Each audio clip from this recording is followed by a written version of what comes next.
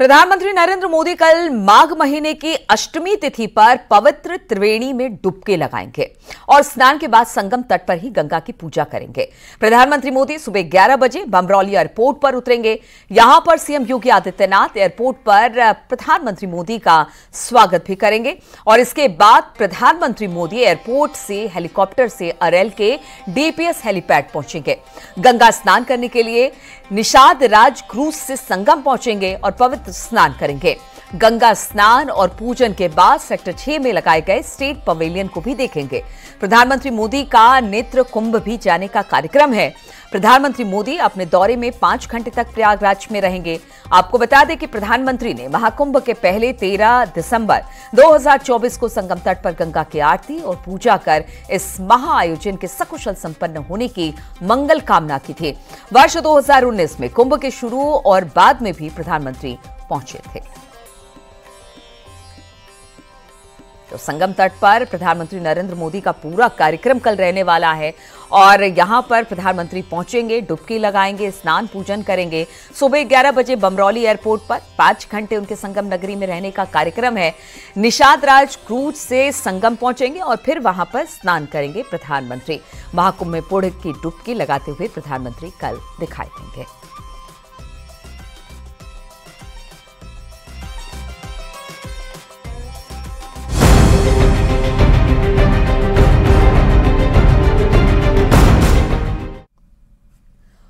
और आज भूटान के राजा जिग्मे खेसर नामग्याल वांगचुक सोमवार को लखनऊ पहुंचे और इस दौरान उत्तर प्रदेश के मुख्यमंत्री योगी आदित्यनाथ ने चौधरी चरण सिंह इंटरनेशनल एयरपोर्ट पर वांगचुक की आगवानी की है। वांगचुक आज महाकुंभ में शामिल होने के लिए प्रयागराज जाएंगे। सीएम योगी ने भूटान नरेश को गुलदस्ता भेंट किया और उनकी कुशलक्षेम भी पूछी। भूटान नरेश ने भी मुख्यमंत्री का अभिवादन किया। ये तस्वीरें आपको दिखा रहे हैं भूटान नरेश की, जो कि कल लखनऊ पहुंचे।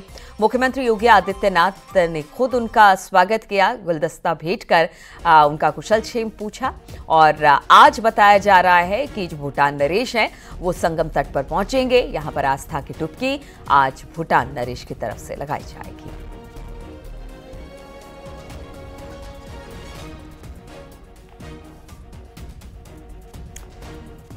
और अब बात उपचुनाव की, तो मिल्कीपुर उपचुनाव के लिए सियासी शोर अब थम गया। आज पोलिंग पार्टियां रवाना हो जाएगी। मिल्कीपुर में 5 फरवरी को वोटिंग है, 8 फरवरी को काउंटिंग होगी। मिल्कीपुर के महाभारत में बीजेपी और समाजवादी पार्टी की सीधी टक्कर दिखाई दे रही है। ऐसे में दोनों पार्टियों ने जीत के लिए एड़ी चोटी का जोर लगा दिया है। जरा देखिए रिपोर्ट।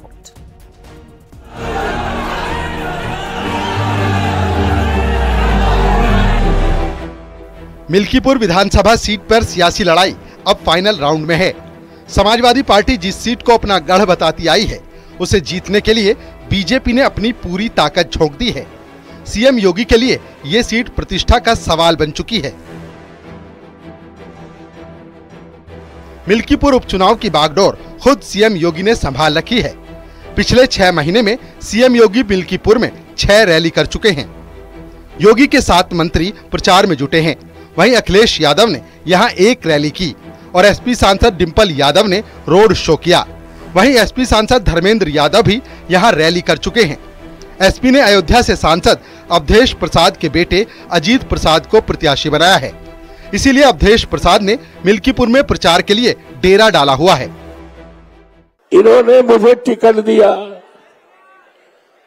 और सामान्य सीट पर टिकट दिया और जनता जनार्दन ने, देवतुल्य मतदाताओं ने, प्रभु राम की कृपा ने, हनुमान जी की कृपा ने और अखिलेश जी की कृपा ने हमें चुनाव जिताया। सारे देश में चलता है, दुनिया में चलता है, लेकिन भारतीय जनता पार्टी के लोगों को पच नहीं रहा है।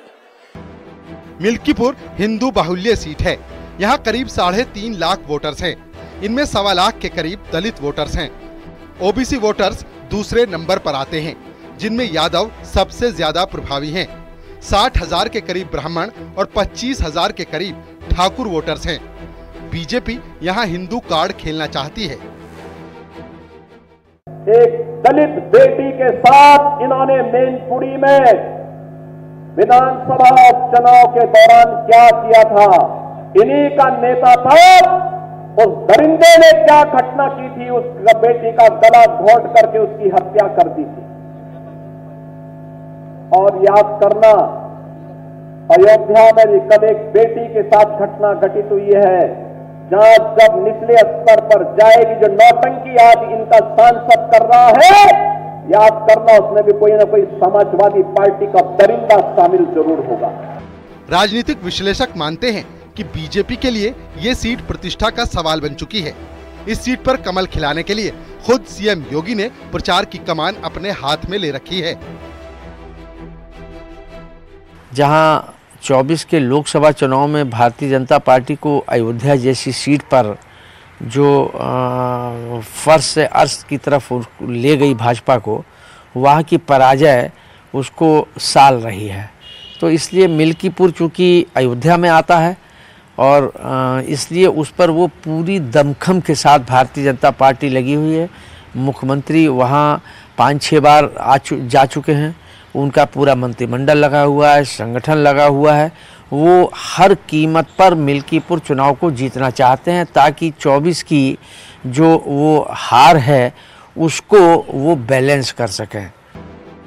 मिल्कीपुर में बीजेपी की तरफ से मंत्रियों की पूरी फौज है। सीएम योगी अब तक इस सीट पर 6 बार प्रचार कर चुके हैं। समाजवादी पार्टी ने भी अपनी पूरी ताकत झोंक रखी है। अखिलेश, डिम्पल और धर्मेंद्र यादव समेत 20 स्टार प्रचारक मिल्कीपुर में प्रचार करते दिखे। देखिए, मुख्यमंत्री का दौरा ये बार बार दर्शाता है कि मुख्यमंत्री जी कितना हैरान और परेशान है। ये वहाँ पर जनता से मिलने नहीं जाते हैं, ये वहाँ पे प्रशासन से और आला अधिकारियों से मिल करके उनको बेईमानी के नए नए गुण सिखाने जाते हैं। जनता इनके साथ नहीं है, जनता समाजवादी पार्टी के साथ है। और वहाँ मिल्कीपुर का उपचुनाव जो है वो, जैसे पहले जनता ने समाजवादी पार्टी को जिताया है, आज भी समाजवादी पार्टी को जनता जिताएगी। पिछले उपचुनाव में बीजेपी ने 9 में से 7 सीट जीती। समाजवादी पार्टी अपनी सीट भी हार गई। ऐसे में मिल्कीपुर को लेकर एसपी के ऊपर मनोवैज्ञानिक दबाव है। वहीं बीजेपी के पास इतिहास रचने का अच्छा मौका है। न्यूज़ 18 के लिए ब्यूरो रिपोर्ट।